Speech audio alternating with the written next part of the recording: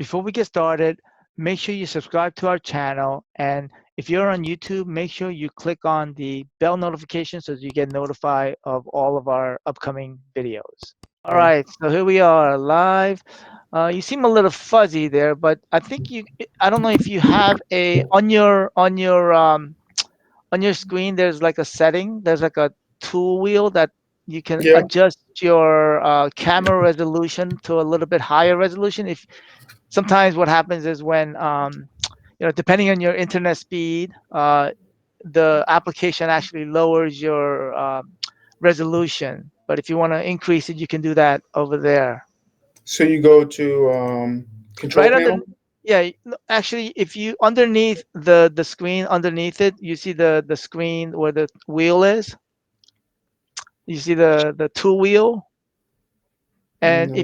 if you go to the drop down menu, it has video settings and then camera resolution. You can set it for 720 HD, Okay. 720p. Yes, I see it. All right. All right, so Is that maybe it you see maybe me better? I just change it. yeah, it probably needs to buffer, but we'll get started. So it's around 11:59. Okay. So let's get started. Let me get myself ready. All right. Hmm. Uh, so I have Andrew here. I think due to conflict schedules, we had to reschedule him, and so we're live here. So it's 12 o'clock. Why don't we get started? I like to be prompt. So welcome to Real Estate Life 360. I have here with me Andrew. I don't want to butcher your last name. How do you pronounce your last name? It's Coombs. All right, Andrew Coombs, and he has his own accounting firm in Newark, New Jersey, which he started in 2017. Why don't you give us our community a little background about yourself and your professional history, and about your current your company. So thank you for that introduction, Paul. I appreciate it. So my name's Andrew Coombs. I own a CPA firm called Coombs CPA. My background: I worked at the Big Four, Deloitte, Ernst and Young. Have had experience in financial reporting, experience in taxes, experience in audits. In 2017, I started Coombs CPA, and I purchased the building that the firm operates out of. And it's the business model is to acquire real estate and have residential on top and commercial on the bottom, so the residents pay off the debt of the building, so the business virtually has no expenses. So Okay. I'm going to do another one in Trenton. I'm going to do another one in Camden. But just in terms of some of the services we provide, tax services for individuals, businesses, bookkeeping, CFO outsource. We do outsource payroll, and just anything related to accounting.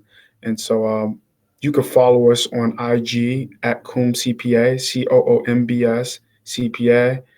Um, and yeah, thanks again. Well, let me. I know before we came on, we were talking, and you said you grew up in Massachusetts, and then you moved down here to Right. Jersey, and that was because I guess you got a job at the big. They call it the big threes or big fours. It's the big four. Used to be the big eight, but yeah, I came down here for work, Hmm. and then I ended up just settling out in New Jersey, and the tri-state area is great for accountants, so Right, right. no Um, complaints. so what made you decide? Because I know, I have friends that are in accounting, and I know that to actually get a degree in accounting, it takes a lot. Because I know a Yeah, friend that studied and studied, and I think you have to take these tests, and yeah, it's a lot of work. yeah. It's difficult. I would say that accounting is probably the hardest business major out Hmm. of all of them. It's the most difficult to understand, and then you have to take the CPA, where the CPA has a 12% first time pass rate. Hmm. Yes. Only 1% of African American accountants are CPAs. Only Oh, 1%. really? Okay, I wasn't And aware of that. so it's a gruesome 4-part exam, Hmm. and you just kind of study and get through it. So, well, I mean, it's awesome that you were able to, accomplish that. Yeah. So what made you decide to, start your own firm back in 2017? My father had a friend that did it back in the day, and he Mhm. did very well. And I like the flexibility of his lifestyle. Gotcha, So gotcha. that's what kind of spurred me to do that. I saw how he did it, and it was a good example. Okay, cool, cool. Um, so what? I guess the question is, because of our audience, do you have clients that are mostly because our clients, I mean, our audience is mostly investors, wholesalers, agents, and people that are basically self-employed. I guess, Right, and I just want to make sure that people understand that if you're qualified, first of all, because if you just do individual tax return, probably not most qualified, but right, I right, just right. so, just give me, I guess, do you have people that you handle that are self-employed? Yeah. So yeah, I handle a variety of people, Hmm. individuals, businesses, and I handle self-employed people. And I know that this is primarily um, a real estate podcast. So I Hmm. do have a lot of real estate agents, and what they do is they come to me with their 1099s, and it has a bunch of income on it, Right, and they have no withholdings, right? right, And at right. the end of the year, if you're not paying estimated taxes, it's going to be a problem. You're going to owe a lot of money All right. Well, if you're making a lot of money, I if you're making a lot of money. right, And, right, right. and so what I recommend for especially real estate agents, because you generally get a 1099, every quarter pay estimated taxes Right. and give a little bit of a cushion so at the end of the year you're good to go. Yeah. Another Okay. thing I recommend is maybe starting if you're just doing real estate, maybe starting your own LLC Well, and let me. treating. I'm Go ahead. sorry to interrupt. So going back to paying estimated uh, Yeah. payments. So, Hmm. like logistically, what I mean, because sometimes I want to get to the nitty gritty, and so Right.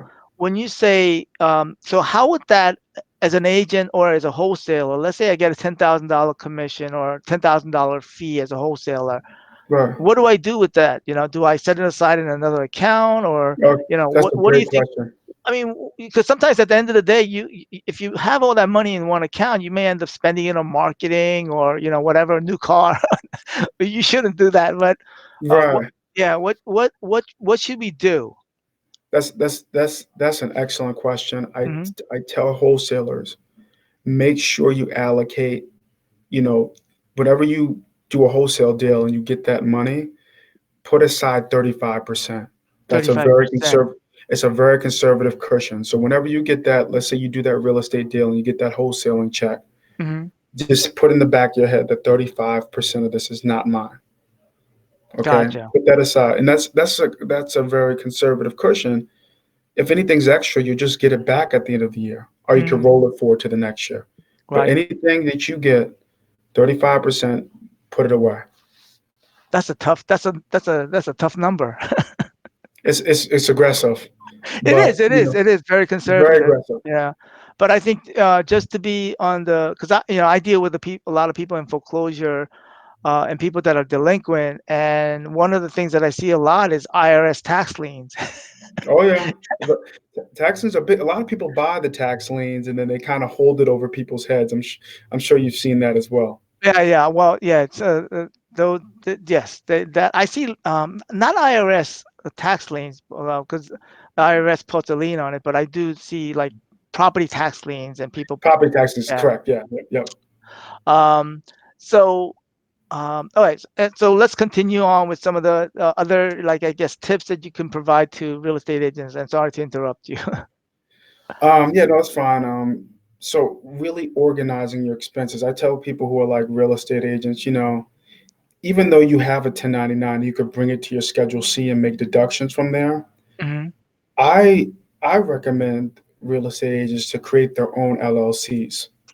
Okay, Okay. and have your own LLC. So let's say Mr. Paul Kim, right? You could have your own LLC called Kim Consulting. Okay. Okay, and then you're going to roll your 1099s, okay, into your LLC, Okay. and then you're going to, it just makes things neater. You're going to uh, deduct expenses from the LLC. Now you might say, hey, Andrew, if I just get a 1099, I could bring it to the Schedule C and make deductions anywhere. Hmm. Yeah, you can, but what's the primary difference? By you having an LLC, you protect yourself from personal liability. You separate Paul Kim from Kim Consulting. Okay, and Okay. so I recommend real estate agents having a separate LLC. So even though you can operate, you can be an agent and still operate as a sole proprietor, I guess, in that sense, Right, right? right, right, But to create an LLC, to do, I guess, to operate your agency or business, I guess. right, and it just makes things neater and it protects you from personal liability. Okay, So instead of people going after you, they could go after the business, and the gotcha. business is treated differently from you. Okay, When you're a sole proprietor, you're not protected. right, right. No, I And that then that yes, I and then, am and then when they do the 1099, have them do the 1099 for the instead of you as an individual, have them do it for the business. okay. Okay. Gotcha. All right. Um, I don't have any follow up to that, but so Right. any other strategies that you would Definitely. recommend? I'm sure you have a So lot. yeah, yeah, we could talk about strategies. I'll give just some high level strategies.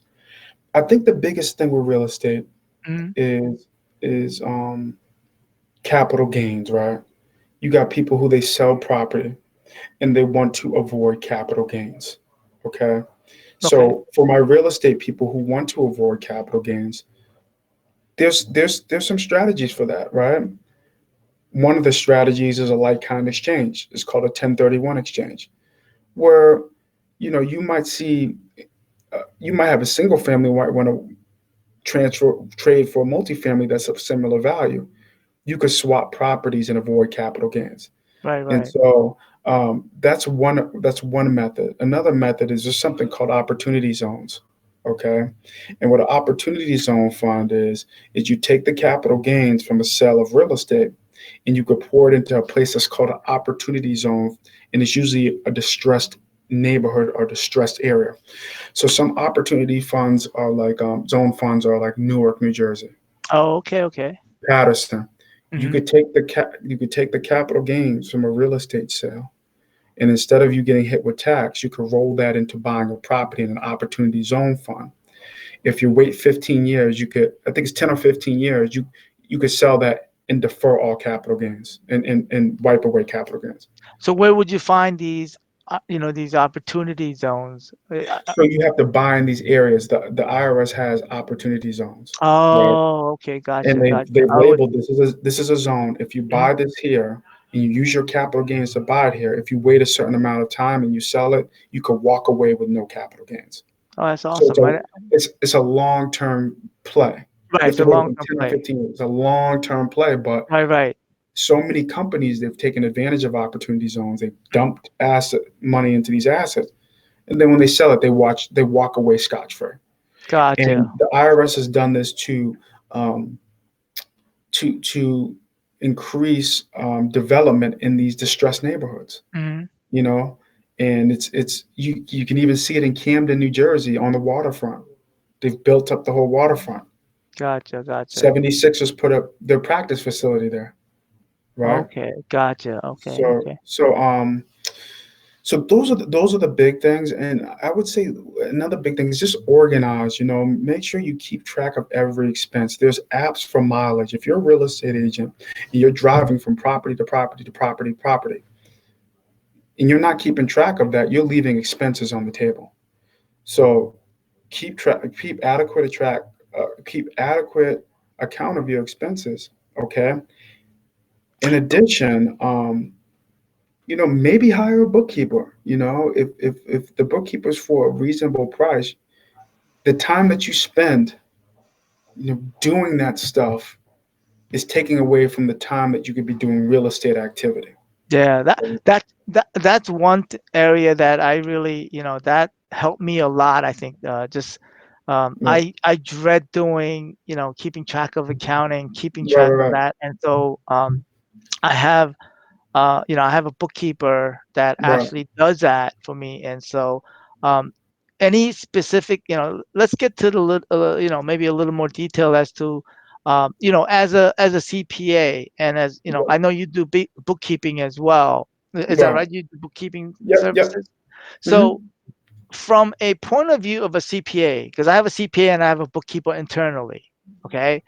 Um, what from your point of view as a CPA, how would you like to get, because I know my CPA says, like some businesses, all they do is they dump a bunch of receipts and they give it to him, and then it makes his life, complicated. But Yeah. what is it? What should we as a business owner or as a self-employee, self-employed business, what is the best way for us to keep track and provide the CPA, because tax season is rolling around, Right. how can what can we do to better uh, work with the CPA, or better, so that you can do your job, and so that we can do our job to the best of our ability. Awesome. Yes, that's a great question, Paul. Um, Number one, make sure that for a business account, you use the business bank statements. You don't use a bunch of accounts that have nothing to do with the business because it it it, it um it hurts transparency. So making sure that you use a business account. Hmm. So create an LLC. Only use the business account for business purposes. So if you are buying supplies on behalf of the business, don't use your personal card and save the receipt. Use the business account. You might say, hey, I don't have money in the business account, so I have to use my personal account. Hmm. No, you don't. What you want to do is you want to write a loan from your personal account to the business account and spend from there. Everything business related, spend it from the business account. That protects you in the event of an IRS audit. Okay. Oh, okay, okay. Because when you say, hey, yeah, I use my personal account for this, they say, how do we know whether it's personal or business? But if you use your business account for business transactions, it makes things neater. That's why I say, create your own LLC so it's more legitimate. Right, Okay. right, right. And then So you create a business bank account for that LLC. Separate the two. Separate your business between you as a person. Because if you're just doing a 1099 and bringing it to your Schedule C, it's all lumped. No, separate it. Create a right. business. So I think what you said before, because especially somebody that's new, that's starting out, they may say, okay, I created an LLC. I don't have money in there because I haven't done any deal. I haven't gotten a commission. Right, And they may end up spending money on their personal because they say they don't have money in their business account. right, So you would, in essence, put money as a loan into your LLC, I guess. right. Absolutely, Okay. absolutely. Okay. Yeah, That makes absolutely. sense. That makes sense. That's awesome. That's awesome. Yeah, So then everything is basically tracked within your bank statement for that business. And so yeah. would they just give you that bank statement, and that will be sufficient? Well, what you want to do is you want to connect. You want to connect the Excel. I'm Connect sorry. the You what? want to connect. Not this. You want to connect your QuickBooks or whatever service you're using to the business bank account, so you can see every single transaction as it happens, and you batch them as you go. Okay. So your software is going to connect to the bank statement. And it's going to flow through. Okay, so then when it's connected, then you categorize all of the items. And Absolutely, so then basically QuickBooks or whatever application you're using will help you categorize all that. And then you provide that to your CPA or to you, or, for that absolutely, matter. And absolutely, that makes it easy. absolutely. That's exactly what happens. Gotcha, gotcha. Okay. Yep. Sounds perfect in paper. Like, Yeah, yeah. but to actually implement it might be a different thing. Because Right, right. I struggled with that for a couple of years, and I always, to this day, I always file extensions just because I'm always, late and not up to speed. Yeah, yeah. Um, Right. So okay, so any anything else, mileage on your, I guess, in terms of going from property to property, keep track of that as well. Yeah. Any other thing that you would, that you can think of that would help, for us, as an agent or an investor? Yeah, so, sometimes you're put in situations where you have a contractor. Make sure you keep track of who you're paying and when it's over $600, and giving your contractor a W-9 before the deadline. So you could give them a 1099 and you could Okay. claim a contractor labor expense. Another thing is if you have to pay a fee, like I think a lot of real estate agents, they work together and they have Hmm. to pay a fee for someone else. Make sure you keep track of the fee because you can deduct stuff like that. Um, Another thing is any supplies you buy, you know, do it on behalf of the business bank account. And then for mileage, there's apps. But another way, and the app will help keep track of it. But if you want, you could also use a calendar and write down where you went in the mileage throughout the year, like a handwritten calendar, and Okay. that's good IRS documentation. Okay. Okay. I just thought of this right now.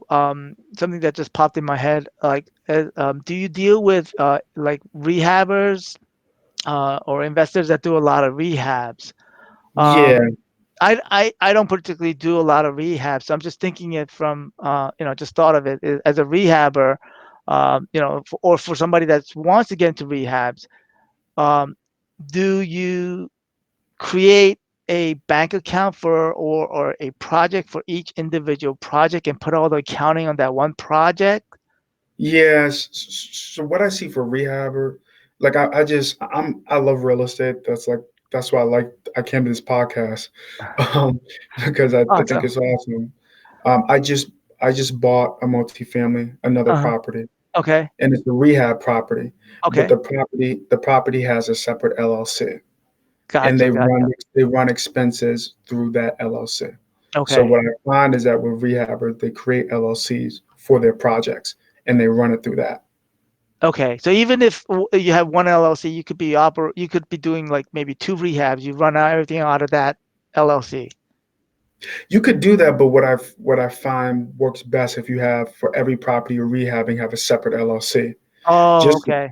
just like for like I have clients that have real estate funds. Every property has a separate LLC that rolls into the main LLC, and that's for once again personal liability purposes. Okay. If you own apartment buildings in LLCs, if someone breaks their neck at one of them, they can't Mm-hmm. sue all of them. So every Mm, property has a separate LLC, and that's how most of the game works for people who own real estate properties. For rehabs, it's similar, where the rehab property, if people are doing it the right way, that rehab property will have a separate LLC. gotcha. Gotcha. That's a lot. I mean, if you're doing, let's say, I don't know, I know some rehabbers do 8 projects. That's a lot, but that you're basically setting up 8 different LLCs. Yeah, but there's best Okay. practices because if you start having 6 or 7 rehab jobs and you're commingling funds and commingling expenses, how do you keep track of it? That's true. You're right. You That's want to have true. a separate LLC for every property. Gotcha. Gotcha. That makes That's sense. that's accounting best practices. Okay. Okay. No, no, that's perfect. Um, so I came into this interview without really, because this is my first interview with a CPA, and I think I picked the right one because I didn't realize your background and you had the background knowledge in real estate, and I Right. appreciate you taking the time for this interview. Um, Definitely. any last tip before we go into my? I usually do a social round. Okay. Yeah. Yeah. So any last tip before we get into that? Keep track of expenses and create LLCs to protect yourself from personal liability when investing. Okay. And I may definitely invite you later on to talk a little deeper into some of these topics. Right. But let's go to my. So what I usually do at the end of every interview, I go through Let's Get Social. Right. Basically, I ask a bunch of, because at the end of the day, we're all professionals here, but we want to get to know each other. And so just ask some random social questions. And so if you're ready, just let me know. I'm ready. Yeah, I'm All right. ready. All right. So your favorite social platform? Instagram. Instagram. Instagram seems to be number up there. I gotta start doing more stuff on Instagram here. It's the best one. A lot of the older people like Facebook. You gotta get on IG. You're not old. You're young. You should be on IG. You're right. I feel old, but maybe I should definitely get on Instagram. You look young though, man. I'm not. I look young, but I'm not. All right. So favorite YouTube channel, TV, or Netflix? Favorite YouTube channel. I like DJ Vlad Okay. and and Netflix. Netflix. I used to like watching a lot of The Walking Dead Oh, Walking and Dead. They don't have those Breaking Bad on anymore. there. Right? Yeah. I, Yeah, I, I used to be a diehard Walking Dead fan, but I don't. yeah. I just stopped. I stopped keeping track recently. It just changed so much. Yeah, it has, right? Yeah. Favorite movie? Either He Got Game or Training Day.